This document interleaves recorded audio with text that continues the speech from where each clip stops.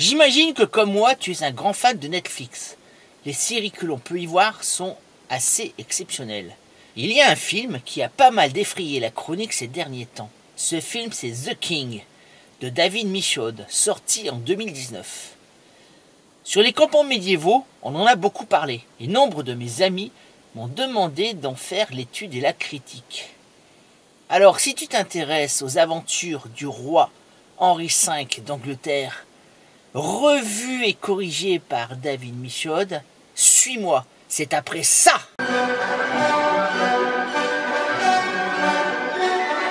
The King, le roi en français, est donc un film sorti en 2019. C'est une production australo-américaine. Déjà, ça commence bien. David Michôd, le réalisateur, qui est australien, donc un grand ami de la France, forcément, CF, l'affaire des sous-marins, c'est basé sur deux pièces de Shakespeare, Henry IV et Henry V, autrement dit Henri IV et Henri V. Ce film raconte donc les débuts du roi jusqu'à la fameuse bataille d'Azincourt. J'ai décidé de diviser cette histoire en deux parties. La première partie verra l'histoire d'Henri V et la cour du roi d'Angleterre, et la deuxième partie sera consacrée à la bataille d'Azincourt proprement dite. Alors évidemment, si David Michôd s'est concentré sur Shakespeare pour faire son film, on remarquera certaines erreurs historiques, puisque Shakespeare avait déjà commis certaines erreurs historiques. Et évidemment, Shakespeare étant anglais à la fin du XVIe siècle, on peut se poser des questions sur son chauvinisme et sur la façon dont il a magnifié l'expédition de Henri V en France. Alors, le film commence à 0 minute 36 secondes. Nous voyons un personnage sur un champ de bataille.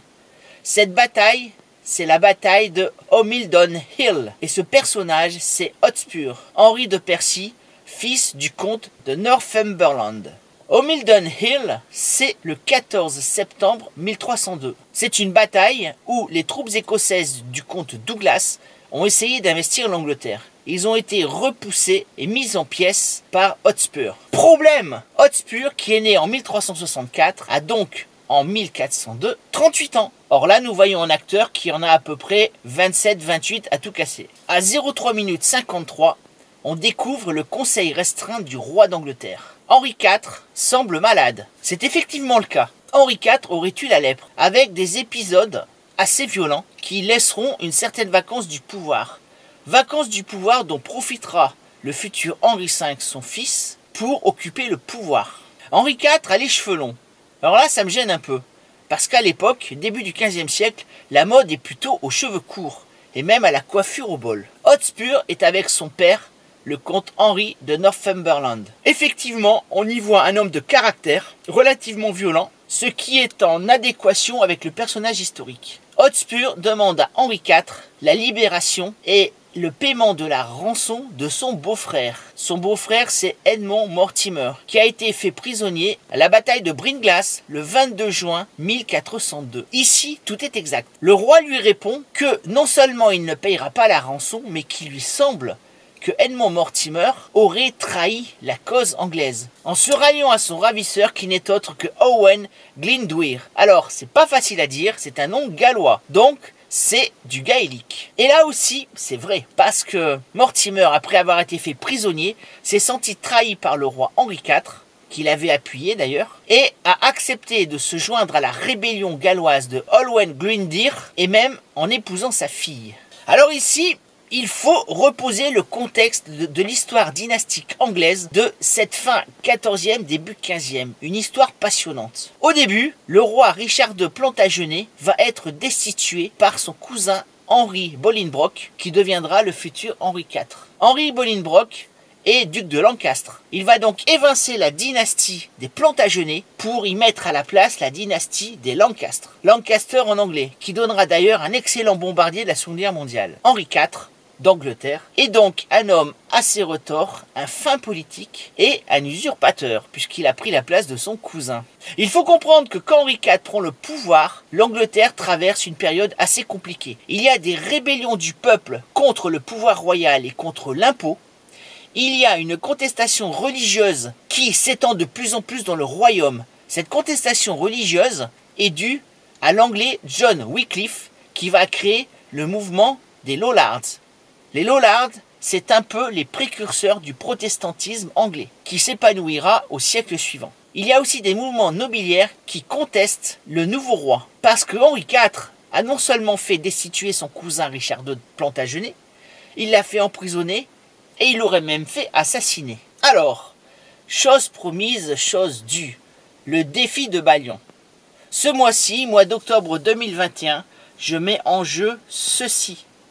C'est une fourchette médiévale en fer forgé que j'ai réalisée moi-même par mes soins délicats. Une fourchette d'une valeur d'environ 20 €. À présent, c'est à vous de jouer. Essayez de trouver le film dont je donne quelques extraits. Pour savoir ce qu'est le défi de Balian, vous allez voir ma vidéo ici. Vous comprendrez tout. Alors allons-y, c'est parti. Je vous présente l'adjudant-chef Gustave. Je l'ai trouvé en Russie. Il était maigre comme un lacet, seul survivant d'une ville morte. Pas très compliqué. Pour gagner cet objet, il vous faut à la fois me donner la réponse et me trouver un abonné supplémentaire. À la prochaine fois. De nombreux nobles anglais, ainsi que Owen Glyndŵr, ont soutenu la cause de Richard II. Et donc, quand celui-ci trouve la mort en prison, il se retourne contre le nouveau roi. Et il va profiter de cette période d'instabilité du pouvoir anglais pour essayer de faire recouvrer à son pays, le pays de Galles, une certaine autonomie politique. À ce niveau-là, les Percy, Hotspur et son père Henri, ont soutenu le nouveau roi Henri IV dans sa prise du pouvoir. Le problème, c'est que le futur roi Henri V va prendre de plus en plus de place au niveau du conseil royal et évincer les Percy. D'autre part, ceux-ci s'estiment mal rétribués pour leur défense du royaume aux frontières avec l'Écosse. Ils vont donc se retourner contre Henri IV et épouser la rébellion de Owen Glyndŵr. À 7 minutes 43, on voit le jeune Henri V d'Angleterre dans une vie de débauche et de bohème.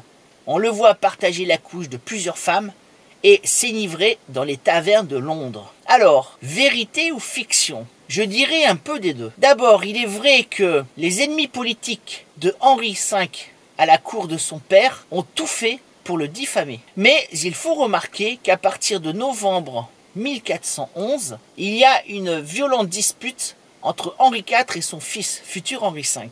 Henri IV veut essayer de maintenir la paix avec le royaume de France, tandis qu'Henri V, lui, veut souffler sur les braises et reprendre à son compte les prétentions des rois d'Angleterre sur le royaume de France. Il y a néanmoins un petit problème de temporalité au niveau du film, car on constate que le futur Henri V a environ 25 ans. Or, nous sommes avant la bataille de Shrewsbury de 1403. À cette époque-là, Henri V a seulement 16 ans, et il n'occupe pas encore de poste politique à la cour du roi d'Angleterre. À 13 minutes 06, nous entrons dans le conseil du roi d'Angleterre. Alors là, reconstitution exceptionnelle.